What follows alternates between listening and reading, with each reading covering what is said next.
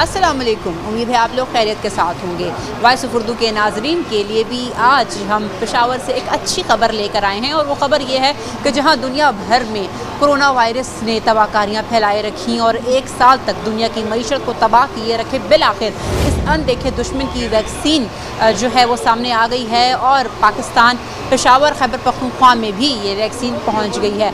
गुज़िश्ता रोज़ चीन से पहली वैक्सीन की खेप जिसमें कि 5 लाख वैक्सीन मौजूद थी खैबर पख्तूनख्वा हुकूमत महकमा सेहत के हवाले की गई थी।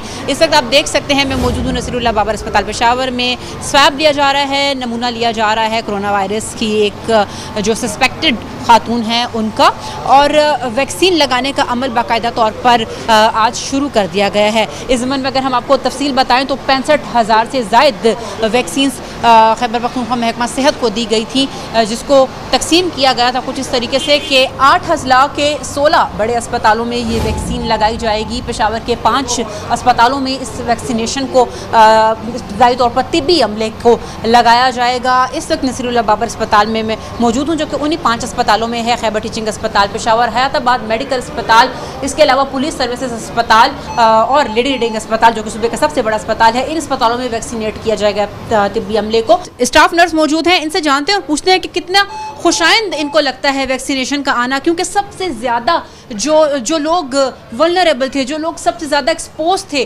कोरोना वायरस के मरीज़ों के सामने, वो यही फ्रंट लाइन वर्कर्स थे। तो वो कैसा महसूस हो रहा है वैक्सीनेशन? आगे अपना नाम बताइए और बताइएगा। I am Shagufta Nasreen, Nasirullah Babar hospital की तरफ से।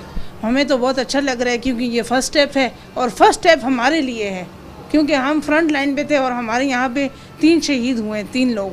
एक हमारी बाजी रुबीना है, दूसरी बाजी यास्मीन है और एक हमारे बहुत सीनियर डॉक्टर थे डॉक्टर मोहसिन जो ठीक ठाक थे। उनको मतलब ऐसी कोई भी वो नहीं था कि अचानक उनको मर रहना था, लेकिन बस कोरोना में हो गए और हमें अब उम्मीद आ गई है कि हम और सेफ रहेंगे। चलें, जितनी खुशी आप लोगों को है हमें भी उतनी ही खुशी है। अल्लाह पाक तमाम हेल्थ वर्कर्स को और तमाम जितने भी फ्रंट लाइन वॉरियर्स हैं उनको अपनी अमान में रखे। खैबर पख्तूनख्वा में 70 से ज़ायद डॉक्टर कोरोना वायरस के दौरान अपनी ज़िंदगी की बाजी हारे, नर्सेज बहुत बड़ी तादाद में मुतासिर हुई, तिब्बी अमला बहुत बड़ी तादाद में मुतासिर हुआ।